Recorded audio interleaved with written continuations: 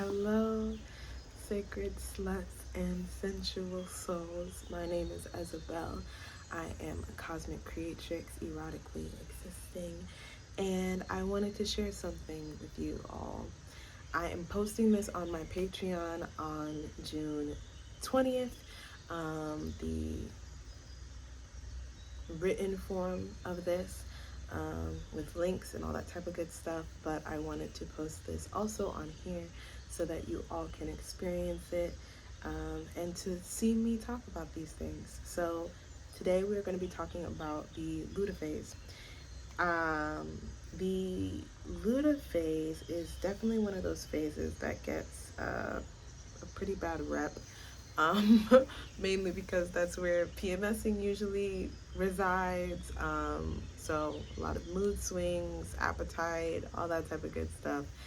And in this world that has very little grace at times for anything that is erratic or irrational, um, it can be a bit challenging to navigate your Luda phase in a way that is full of kindness towards your body naturally.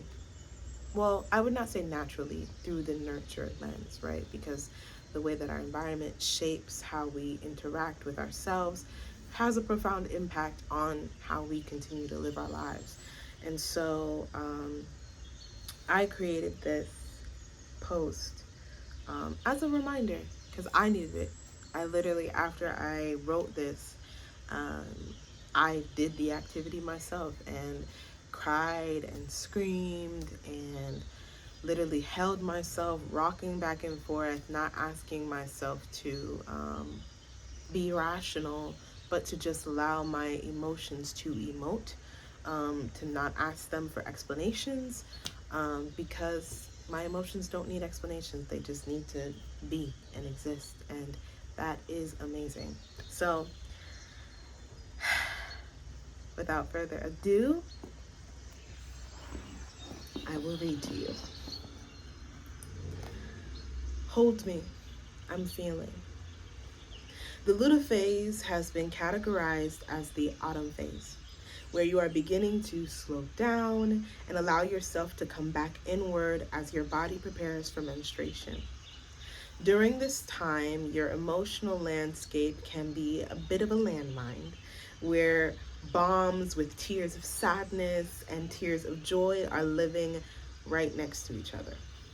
In these moments, your body and soul require for you to extend the deepest sense of grace towards self. At this time, feeling overwhelmed by your feelings is easy. Getting mad and angry, and then a couple of moments later, laughing hysterically at the utter ridiculousness of the storm that you are feeling. You might say to yourself,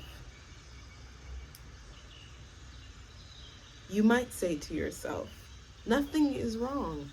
Why do I feel like this? Get over it. This is a normalized, destructive response that many of us have accepted, especially when we still have to go to work and handle, our responsibilities. But like I said, grace is the most important thing to extend to yourself right now. Fuck the external world. Your internal world needs you, and you are the only soul who can fully provide it what it needs. Providing for yourself doesn't have to take hours. It can literally be however long you need it. But for the following activity, I would ask that you give yourself 6 to 10 minutes. Now, I'm going to read through this activity, but please feel free to pause at any moment to express yourself however you need to. Like I said, this activity, I really want you to give yourself that 6 to 10 minute ratio. And I know I won't be talking for 6 to 10 minutes. So I definitely encourage you to pause in the moments you feel called to pause, and to allow yourself to really express. Okay? Great. The activity, hold me, I'm feeling. The emotions have risen and you are feeling a bit out of control.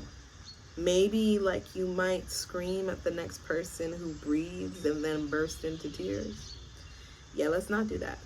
Instead, I want you to find a space where you can be alone. An example, workplace bathroom, your room, the car, in nature, on the side of the sidewalk, whatever and wherever you can be alone and feel safe. Okay? Now, once you're at that space, we're going to take 3 deep breaths in and out. Okay? Let these exhales be as loud or as quiet as you want them to be. Give yourself permission to be present right here, right now. We're going to breathe together. All right? Ready? In and out. In and out. In and out.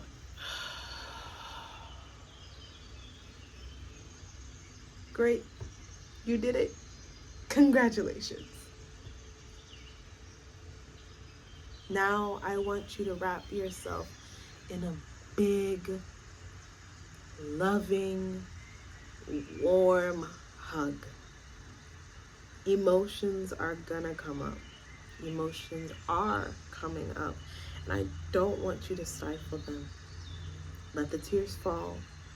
Let the scream exit your throat. If you are in a place where you need to muffle that scream, scream into the internal hinge of your elbow. It can act as a really great pillow.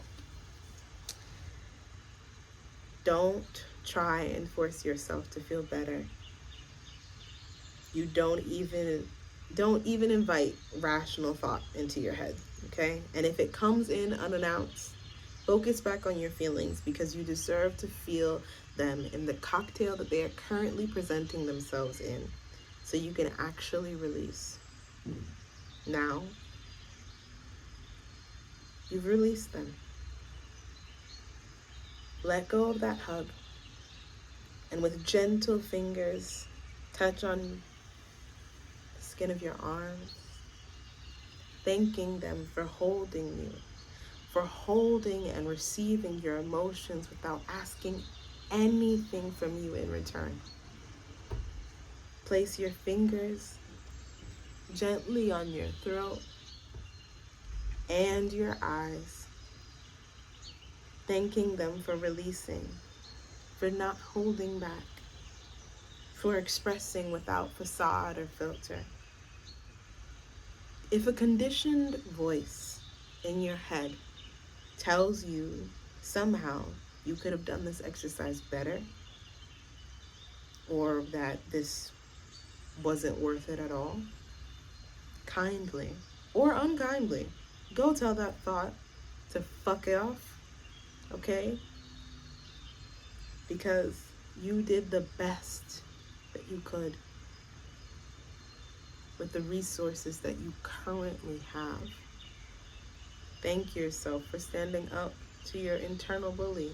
You're doing amazing. Hold yourself one more time. A big, big warm hug. Give yourself a nice squeeze. You did it. You should be so deeply proud of yourself. And if you aren't feeling good yet, that's okay. Because it's okay to just be.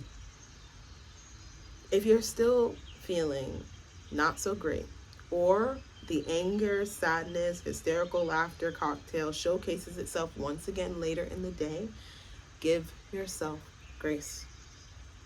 Do not force yourself to feel amazing immediately. Instead, give yourself gentle caresses and touches throughout the day.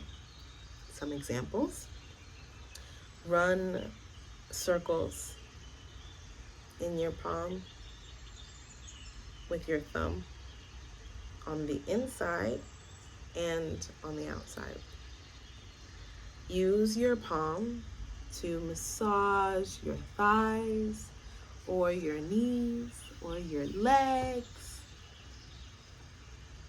Use your hands to touch on your neck and your shoulders. We hold a lot of tension here, a lot. And with the knee and leg and thigh massage, hand movements, and just, moments, those can be really, really helpful in regards to providing safety, feelings of safety, because these areas are connected to our root chakras. Do any other subtle activity that helps you feel more calm and more centered. You know your body best. You know what works for you.